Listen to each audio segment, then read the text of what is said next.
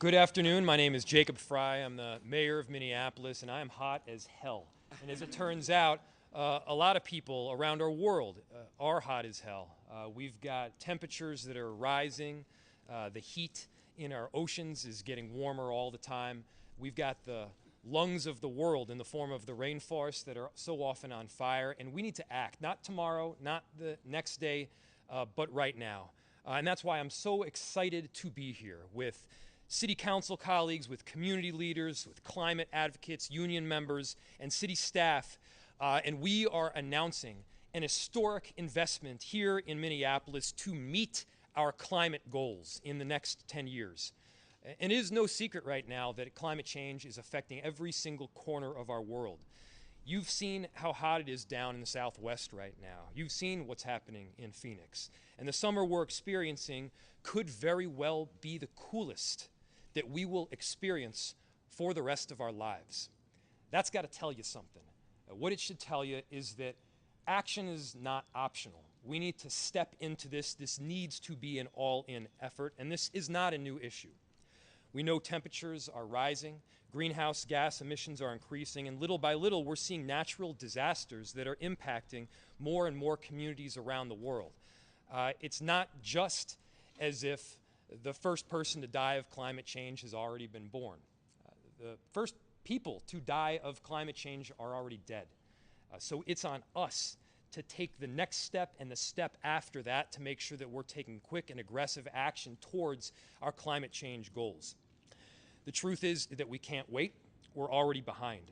Every sector, every level of government, every partnership needs to be investing in protecting our climate, our planet, and our people right now. This must be an all-in effort to reach our renewable energy goals because lives depend on it. We must not just think of ourselves as the mayors, the council members, and the advocates for the residents that are living here right now. We got to think of ourselves as the mayors and the council members and the advocates of the people that aren't here yet. This is about our collective future, about acting to protect it. So I announced at my State of the City address in May that the city achieved 100% of its renewable energy goals for city-owned buildings this year. We're proud of that, but it's not nearly far enough. We need to meet the city-wide goals that we have set for ourselves for the year 2030. So here's some of the good achievements of our climate work so far. We've saved $120 million in energy cost savings since 2018. While supporting more than 3,700 low-income residents and businesses. We've planted more trees than ever before, created more green energy jobs than ever before, supported rapid transit and more infrastructure as well as electrical vehicle infrastructures across our city. We've expanded our green energy cost share, green business cost share program, which has helped provide funding for the solar panels that you see right above and behind us. We're here at Edison High School in Northeast, and I want to thank Councilmember Elliott Payne for having us. We've set goals and we've met them. That's great, but we have to keep going right now. And that's why we're here today, and that's why we are so excited to announce what is most definitely our biggest, our boldest, our most ambitious effort that we've had yet. And that's the Climate Legacy Initiative. The Climate Legacy Initiative is an innovative way to meet our goals, to accelerate the work, and to make sure that we are doing it in an equitable fashion. Through the Climate Legacy Initiative, I'm proposing an additional $8 to $10 million budgeted in the year 2024 and then repeated in the years after that. This is going to triple the work that we are doing on climate. I'll say it again. We are going to be investing 3 times more than we ever have before, and we need to double down. This is an historic investment in ongoing climate work at the city, and it's the critical funding that will be raised via gas and electric utility fees. This funding will go directly back to ratepayers to lower their energy bills, to make sure that they are reducing their carbon footprint, and to make sure that energy efficiency improvements are made and are made as quickly as possible. We estimate that this will cost the average homeowner an average of $8 to $12 per year. And this $8 to $10 million will be in addition to the climate action investments that we've made thus far. This is ongoing funding, and it's new funding. For example, with this new funding, we'll be working to weatherize all homes in Minneapolis. We like to talk about the solar work that we're doing. That's important. But one of the best ways where you can get the most significant return on your investment is weatherizing homes throughout our city. We anticipate that this will be about 40,000 households throughout Minneapolis. Now, we're going to start first with our green zones. We're going to start first with our lower income communities to make sure that their homes are weatherized, that there's proper sealants, that there's passive energy use where it's possible, and we're going above and beyond what we've ever done before. So this means that homes are equipped to deal with the hottest and the coldest days of the year. And you all know we have these extremes in Minnesota. When your home is insulated, it helps our planet, it helps decrease your energy bills, and we estimate that the average household could save about $550 per year in energy savings. So, look, this is good for the bottom line, it's good for the pocketbook, this is good for our planet, and it's good for reducing the carbon output that we have in our city right now. We in Minneapolis need to be able to do our part. City governments around the world have a role to play, and we want to be an example to follow. So this new initiative will help us fund our city's climate equity plan, which many of you are already familiar with. And this is our plan to significantly reduce pollution by the year 2030 and to become carbon neutral by 2050. And this plan includes things like what we've already talked to today. It's reducing utility bills, promoting green job training, planting more trees, and by the way, working with our tremendous union partners in getting there.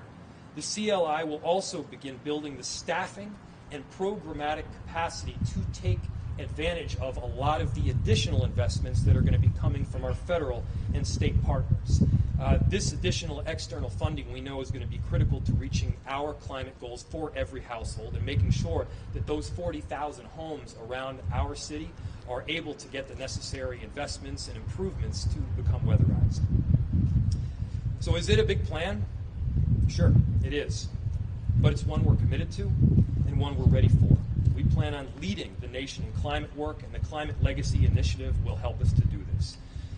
Before I wrap up, I want to give a big thank you to those that are here with us today for the work that they have put in and we have put into our climate work here at the city. I want to thank my council colleagues who are here with us, some of whom will be speaking shortly. Council President Jenkins, Council Vice President Palmisano, Council Members Goodman and Chughtai, who have authored this work, Council Member Elliott Payne, who's passionate, and we're in his ward right now. And I would be remiss also if I didn't acknowledge the year's worth of work that my aide Peter Ebnett has done. He's been talking about this since 2019 or 2020. Obviously, there were a few interruptions along the way, but we're here, we're doing it, we're making this happen not just on behalf of residents that we have here in our city at the moment, but residents for many generations to come. It's critical, and it's on us. So with that, I also want to thank our local climate advocates and organizations. They push us, and they should push us. That's their job. And it's our job to respond, to partner, and to work alongside them to get to really positive outcomes. And they've been spearheading this work and partnering with the city to get this job done, and I'm so proud to be working alongside them. And with that, I want to turn things over to my colleague, an advocate, and of course a climate champion, and Council President Andrea Jenkins.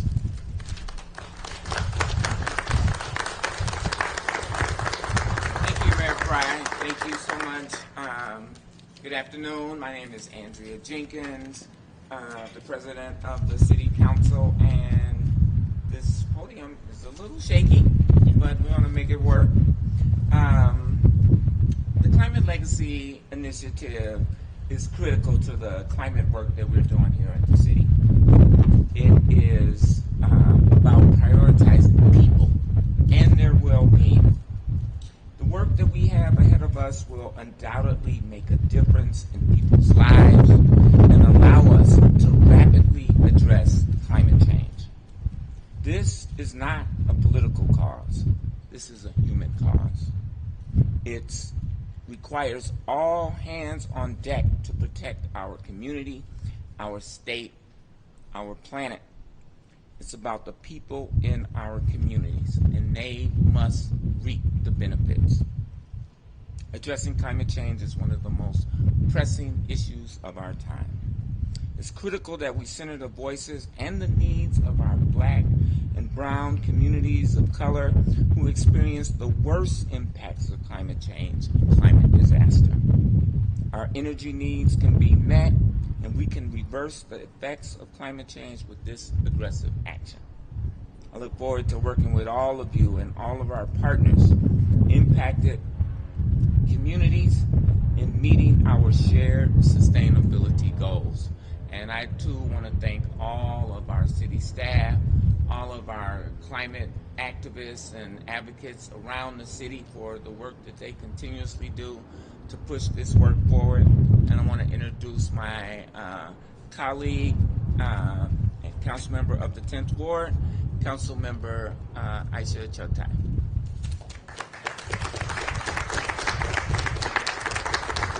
Thank you, Council President Jenkins. Good afternoon. Thank you all for joining us today. My name is Aisha Chughtai, and I have the honor of representing Ward 10 on the Minneapolis City Council. Along with Council Member Lisa Goodman, I'm one of the board members to the Clean Energy Partnership, a body that was created about 10 years ago to ensure the Minneapolis energy utilities, Xcel Energy and CenterPoint Energy, work in partnership with the city to help us ensure that we meet our climate goals.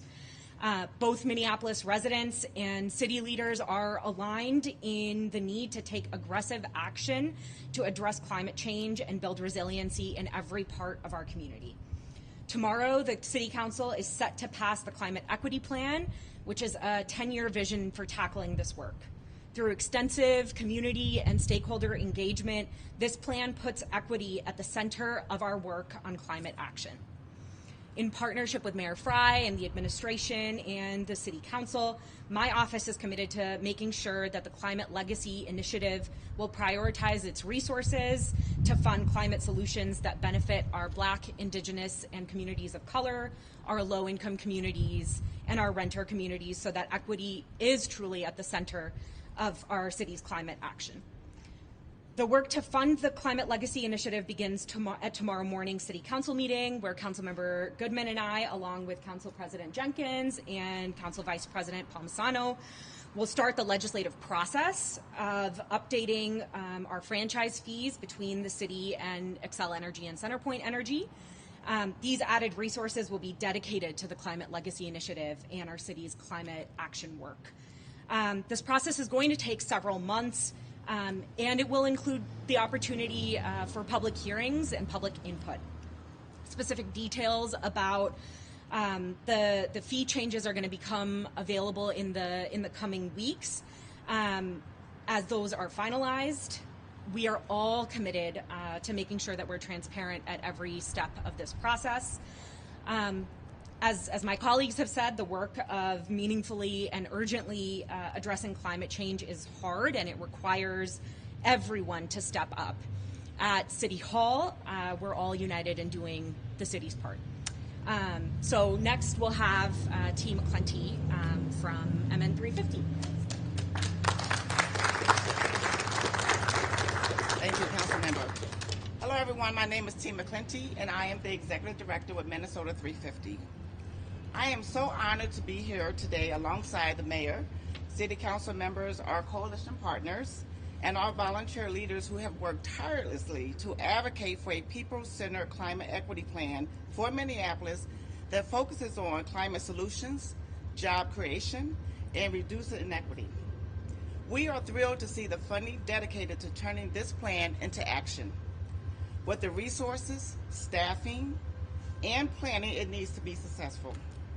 Everyone, regardless of their background or circumstances, deserves access to safe, stable neighborhoods, dignified work, and a healthy climate. Today marks an important day.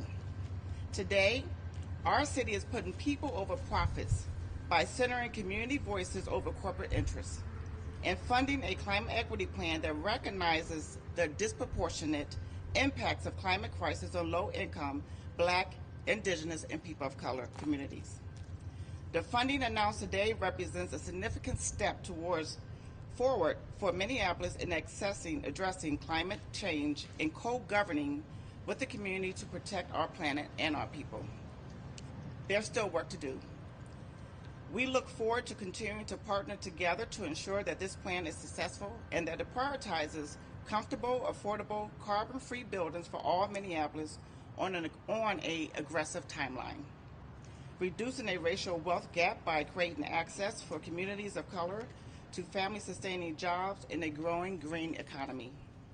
And in ensuring every person has a safe, healthy, climate-resistant neighborhood connected to accessible, carbon-free transportation. Today, we celebrate. Today, Minneapolis became a model for cities across the state and country of what effective community-centered approaches to climate action can look like. But today, we celebrate. I turn it over to Kevin Prentice.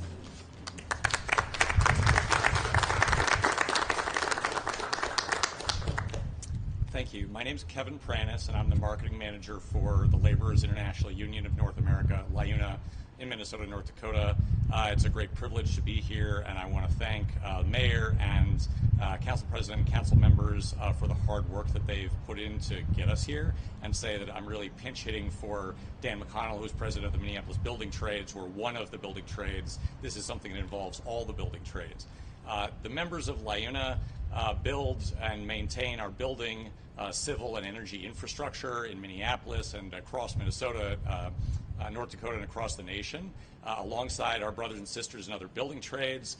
They're proud of the work that they do for generations. Our members and other building trades have kept the lights on, they've kept people's homes warm, and they've allowed businesses to keep running by providing a reliable, affordable energy infrastructure. And as we make this transition that is necessary to rapidly address the problem of climate change, it's critical that we adapt along with that.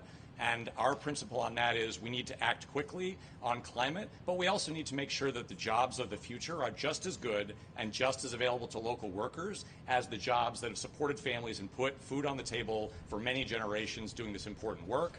And that's what I most appreciate about the city's commitment and the commitment of all the parties, including the activists and the legislators and the city council members, the mayor, to making sure that we are creating good union jobs, the same as Joe Biden and Congress implemented the Inflation Reduction Act and the infrastructure bill with a priority of rebuilding our infrastructure in a way that's cleaner, that's better, and that supports creation of good union jobs and career opportunities in all kinds of things. Just thinking about the weatherization of homes, there are sheet metal workers who are being trained in apprenticeship programs right now.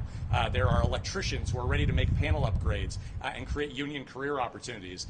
We have asbestos laborers that can remove vermiculite from houses. All that's work that's needed. There's a huge amount of work, and if you look through the 96-page plan, most of that is job that involves building things, maintaining things, including our public sector members who work for the City of Minneapolis and the Parks Board. And I think the last part is this is a climate equity plan. There's a commitment to equity. We see that as central. I think the way that that happens is we're creating openings into union construction careers and to union public service careers for communities that have been historically underrepresented in that work. We're seeing that happening already today. If you look at the Sherco Solar Project, the largest solar project in the upper Midwest that has kicked off construction, that Xcel is building up at the site of the coal plant, that's going to replace a coal plant with a huge solar plant. And there's an initiative, the Power Up initiative, that's focused on recruiting with the building trades folks from places like North Minneapolis, right, all kinds of communities that are underrepresented, to go to work on that, to get into union careers that don't just mean in energy, but in all the other types of construction work that we need.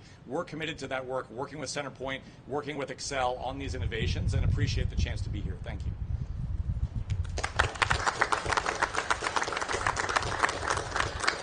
Thank you, Kevin. Thank you, T. Thank you, council members. Thank you to the whole coalition that is here with us. It's no small endeavor to build out a coalition of all of these different stakeholders. Ed Jaramillo from my staff, thanks for helping to bring the crew together. This is a really proud day. It's an historic moment. This is by far the biggest investment that we have ever made towards our future and specifically the climate. And with that, we'll open it to questions. Go over actual details of the changes in the franchise fee for electric and gas? I think there's 3 categories for each. There are 3 categories for each. Do you feel comfortable going over it? We got Patrick, come on up.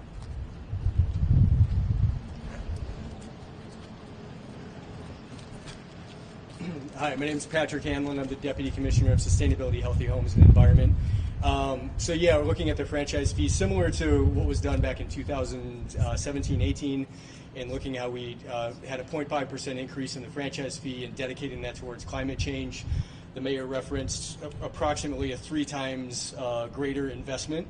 So looking at something similar, and yes, there's different sectors, and so looking at staff is presenting options to council and to the mayor on how we can make that more fair, and make those charges more fair across the board. Okay, so you guys don't actually have numbers. I know the ordinance is just a placeholder now. Don't have numbers yet? Correct, yeah, they're just introducing the ordinance now, and so looking at approximate numbers of what's going to be brought forward in terms of funding what needs to be done out in the community.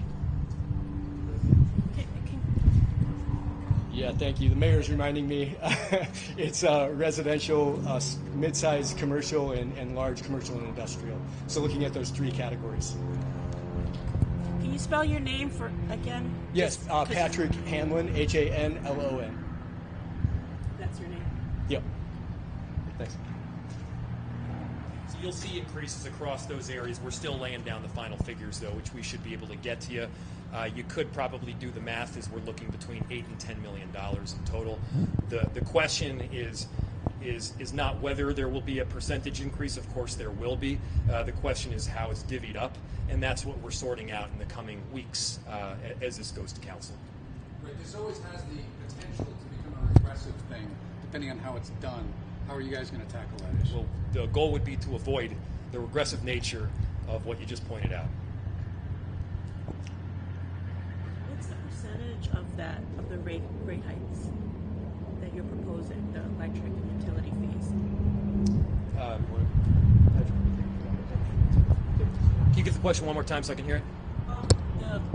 The hikes in fees and the electric fees you're adding on. So I just wanted to know the percentage increase. So to give a little bit more background, the city collects utility fees. That is because largely the utilities that we have a monopoly in our city. And so we get utility fees to compensate for that. This is talking about raising the utility fees, and those are then paid out in a percentage through residential, mid-sized commercial, large industrial. So those are the 3 categories. Again, the total figure that we're looking at collecting is between $8 and $10 million. We don't have the specific percentages yet for the increase of those 3. So it would be per household? Do you have a number for that? So per household, the average household will see a $12 increase in their bills per year. So that's the average household. Now, obviously, that's if they use the same amount of energy. Now, the hope is that they will use less energy as well. Now, in addition to that, the monies that we're collecting, we're going to be able to put directly back into these programs, whether that's green business cost share or weatherization. And as Councilmember Goodman correctly points out, the goal is that while there is an additional payment, obviously, that goes towards the franchise fee, that payment is offset, hopefully significantly so, by the investments that we're making to reduce energy bills on the whole.